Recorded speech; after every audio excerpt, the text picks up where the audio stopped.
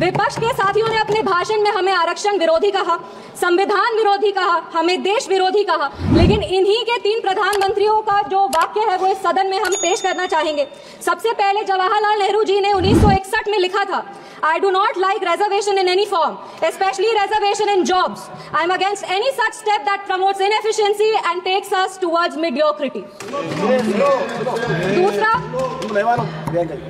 दूसरा इंदिरा गांधी जी ने, नीरज चौधरी जी की एक किताब थी हाउ प्राइम मिनिस्टर डिसाइड्स, उसमें उन्होंने कहा था अपने तब के लॉ मिनिस्टर शिवशंकर जी को कि एक ऐसा ATR तैयार कीजिए कि सांप भी मर जाए और लाठी भी न टूटे। ये मंडल कमीशन के रिपोर्ट में उन्होंने कहा था। तीसरी राजीव गांधी जी ने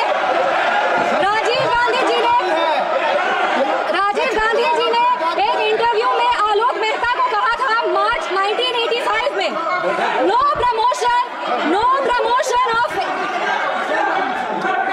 राजीव गांधी जी ने एक इंटरव्यू में जर्नलिस्ट आलोक मेहता को कहा था मार्च 1985 में कि no promotion of idiots in the name of reservation, and that promoting idiots in the name of reservation would harm the entire country. ये इनके 3 प्रधानमंत्री थे और देश 37 साल इनके प्रतिनिधित्व में था और इन्हें लगता था कि आरक्षण से इस देश में 2nd ग्रेड सिटीजन आते हैं। कांग्रेस को माफी मांगनी चाहिए इसको।